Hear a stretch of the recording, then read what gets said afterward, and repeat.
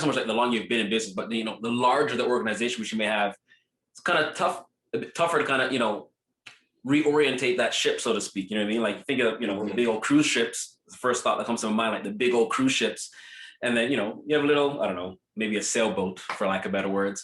It's a lot easier for the sailboat to kind of, pivot, move, change direction, where, the cruise ship, it'll take some time for it to kind of reorientate itself. So what I'm hearing too, and what you're sharing is that, the fact that you're kind of, not just getting started, because I feel like you do have a certain level of foundation, but For sure. it's a lot quicker for you to, pivot, change, let's, take this out, implement this. And it's one of those things where, the saying is, teach, I don't know how the saying goes, but, it's tough to teach an old dog new tricks. Exactly. Something along those effects, right? Mm-hmm. So it's great that you're able to kind of, pick up on that, let's pivot, let's change. So, but even before going through all that too, like what was like client interactions like, prior to COVID and stuff like that, and like learn, like how was that?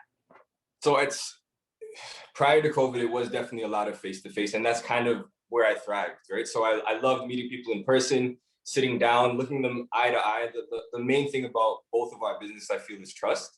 You have to kind of establish trust. And I think that's a lot easier to do when you're sitting across the table with someone, right? So 100%. That was what was kind of missing, and where we kind of had to sit down and say, what are we going to do to kind of develop that rapport with clients, for them to even trust you with such a huge decision, when all you can do is kind of call, right? So again, it comes into, I want to be more active in getting my face out there, putting out valuable content so people know that I'm not just here today, gone tomorrow type of thing. I want to be kind of a go-to person. Oh, I heard this, I remember he said this.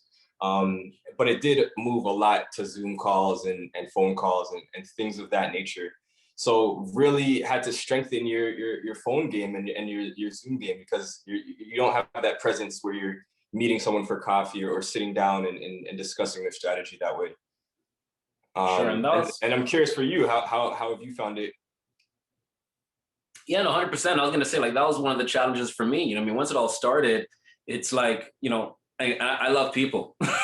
Love people, love being with people, sitting across from you. Everything that you've mentioned, that is me. And I feel like I gained one's energy. You know what I mean? Yes. Just being with them, right? And you can only gain so much of that interaction, over a phone. So what was there for me as a challenge was, how do I interact? How do I connect? How do I still build this trust with people, in a virtual setting? Will the clients even appreciate this? You know what I mean?